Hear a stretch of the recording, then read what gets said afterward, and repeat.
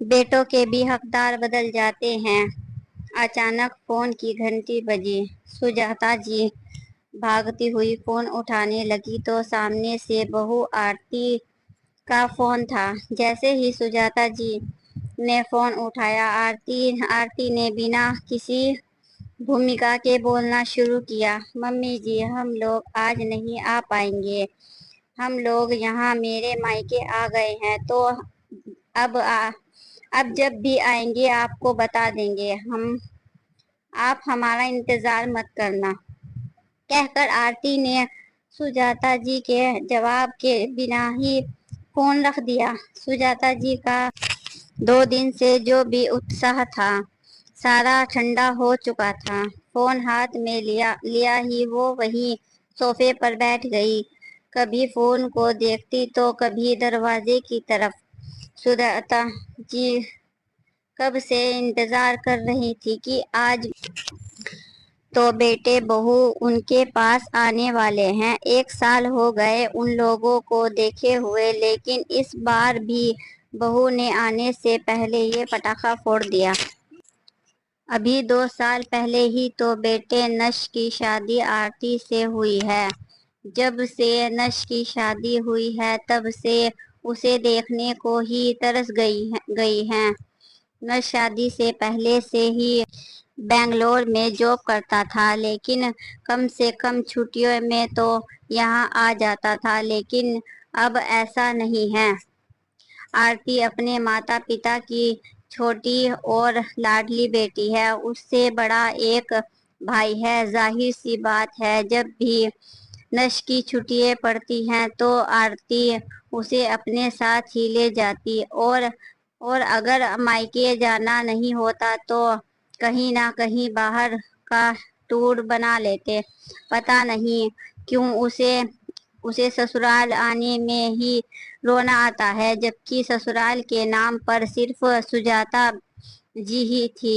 شادی کے شروعات دنوں میں چھٹیوں میں تو پھر بھی 1 دن کم سے کم ملنے تو چلے جاتے تھے۔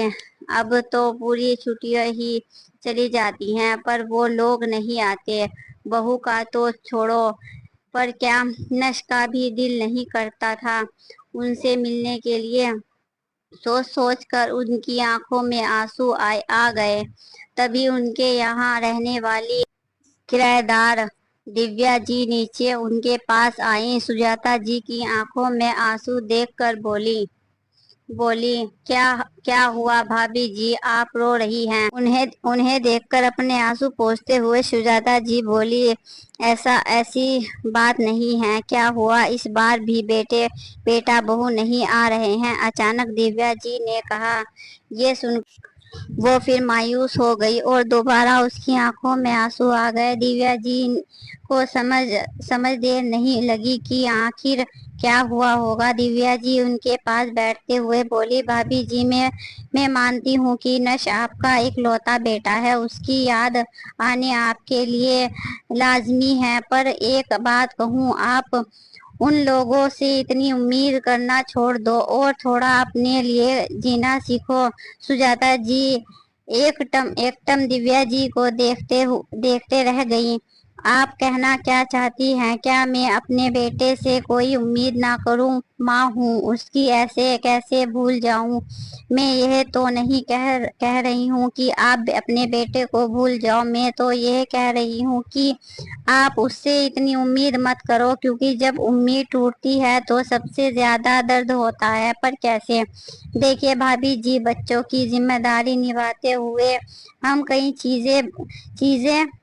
چیز نہیں کر پائے ہیں۔ کئی جگہ پر ہم نے اپنے شوق کو مارا ہے، تو اب عمر ہے، وقت ہے تو شوق کو پورا کر لو۔ جیسے مجھے گھومنے پھرنے کا بہت شوق تھا، پر گھر گھرستی کی ذمہ داریوں کے چلتے گھوم پھر نہیں پائی، لیکن اب میں اپنے شوق جیتی ہوں۔ اب دیکھو نا، آج رات کی ہی رامیشور کی ٹرین ہے، ہم سب متر منڈل ساتھ میں ہی جا رہے ہیں۔ آپ کو کہو تو آپ بھی چلو، ویسے بھی 1 ٹکٹ ایکسٹرا ہے ہمارے پاس۔ میری ایک سہیلی بیمار ہونے کے کارن نہیں جا پا رہی ہے اس کی جگہ آپ کو لے جائیں گے، پر آپ تو اپنے بیٹے بہو کے ساتھ ہی رہتی ہو، پھر آپ کو ہاں ہاں میں اپنے بیٹے بہو کے ساتھ رہتی ہوں، پر تھوڑا اسپیس آنے کے لیے ہونا ہی چاہیے نا، اسی لیے اپنی زندگی جیتی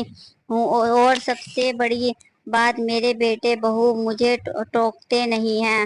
آخر سجاتا جی بھی دیویا جی کی بات جم جم آخر کب تک بہو بیٹے کا انتظار کرتی تو وہ ان کے ساتھ رامیشور جانے کو تیار ہو گئی، پر انہوں نے ایک شرط بھی رکھ دی، میں رامیشور تو جاؤں گی ان کے ساتھ، پر اس سے پہلے میں اپنے بیٹے سے مل کر سیدھا اسٹیشن ہی پہنچ جاؤں گی۔ دیویا جی اس کی بات پر سہمت ہو گئی۔ دیویا جی کے ساتھ جا کر سجاتا جی اپنا ضروری سامان شاپنگ کر خرید لائی، ان کے بعد اپنا بیگ پیک کیا اور ان کے سامان کے ساتھ آرتی کے مائکے کی طرف روانہ ہو گئی۔ سجاتا جی جب آرتی کے مائکے پہنچی تو سمدھی سمدن جی باہر برآمدے میں بیٹھ کر چائے پی رہے تھے۔ اچانک سجاتا جی کو وہاں دیکھ کر آرتی کے ماتا پتا حیران رہ گئے۔ ارے سمدن جی آپ یہاں آ جاؤ تو آپ نے آ کر سرپرائز دے دیا، سجاتا کی ممی نے کہا۔ سجاتا کے پاپا بیچ میں ہی بول پڑے، ارے سمدن جی آپ باہر ہی کھڑی رہو گی یا اندر بھی آؤ گی، کہہ کر وہ لوگ سجاتا جی کو اندر لے کر آ گئے۔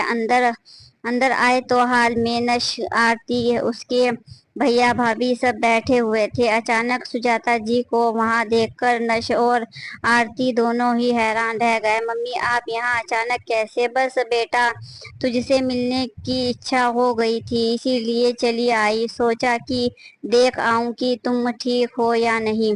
ممی جی ہم یہاں کیا بول رہے ہیں آپ؟ اچانک آرتی بیچ میں ہی بولی، ارے ہاں ویسے مجھے یہ پوچھنا نہیں چاہیے تھا، بہو نے تمہیں ٹھیک سے رکھا ہی ہوگا۔ سجاتا جی کے ساتھ بیگ دیکھ کر نش نے کہا، ممی آپ کہیں جا رہی تھی کیا جو اتنا بڑا بیگ لے کر آئی ہو؟ ہاں بیٹا میں رامیشور جا رہی ہوں، آج رات کی ہی ٹرین ہے میری، تو سوچا تم سے مل ہی لوں گی اور یہی اسٹیشن کے لیے روانہ ہو جاؤں گی، اسی لیے اپنا بیگ بھی یہیں لے آئی ہوں، تو بس یہیں سے روانہ ہو جاؤں گی۔ سجاتا جی کا جواب سن کر سب لوگ ہکے بکے رہ گئے۔ ایسے سمدن کا اچانک اپنی بہو کے مائکے آنا پچ نہیں رہا تھا۔ ممی جی آپ اچانک آپ نے بتایا ہی نہیں آپ کے اس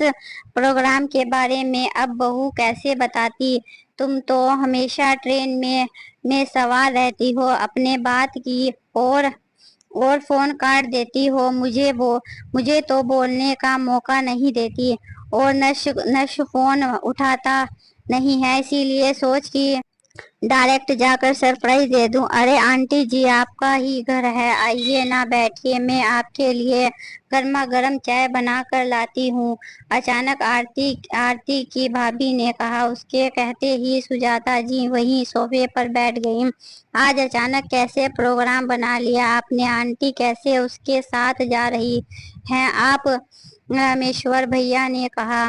اب کیا کروں بیٹا، میں اکیلے گھر پر بور ہو جاتی ہوں، تو سوچا کہ اب جو عمر بچی ہے اس میں اپنے گھومنے پھرنے کے شوق پورے کر لوں، اسی لیے گھر کو کرایہ دار کے بھروسے چھوڑ کر رامیشور کا ٹور کر لیا، پر نش کو دیکھے ہوئے 1 سال ہو گئے تھے، تو سوچا نش کو دیکھ بھی لوں گی اور پھر یہیں تو روانہ ہو جاؤں گی۔ ویسے بھی میں اکیلے نہیں جا رہی ہوں، بہت سارے لوگ جا رہے ہیں، 1 سال ہو گئے ہیں ان کو اپنے بیٹے کو دیکھے ہوئے۔ اچانک آرتی کی ممی نے کہا، ہاں سمدن جی پورے 1 سال ہو گئے ہیں مجھے اپنے بیٹے کو دیکھے ہوئے، پر کبھی 4 مہینے پہلے ہی تو یہ لوگ آئے تھے، اب ملنا نہیں ہوا۔ سمدن جی کہاں نہیں، یہ لوگ میرے پاس تو نہیں آئے تھے، پر سمدن جی کوئی بات نہیں، جیسے بیٹیاں پڑھائی ہو جاتی ہیں ویسے ہی آج کل بیٹے بھی پڑھائی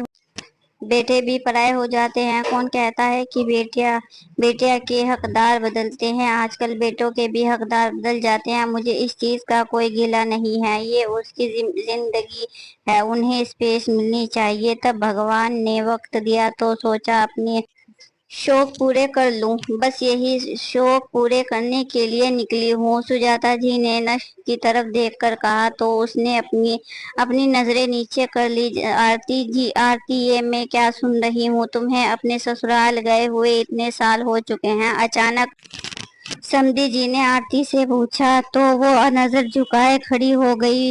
یہ تو غلط بات ہے بیٹا، تم ایک ماں کو ان کے بیٹے سے ملنے سے کیسے روک سکتی ہو؟ تم نے ایسا کیا مانگ لیا انہوں نے؟ کم سے کم وقت نکال کر ان سے ملنے تو جایا کرو۔ سمدھی جی، اس میں غلطی صرف آرتی کی تو نہیں، غلطی تو میرے بیٹے کی بھی ہے۔ میں یہ تو نہیں کہہ رہی ہوں کہ میرے پاس آ کر رہو، پر کیا ملنے کا بھی حق نہیں ہے؟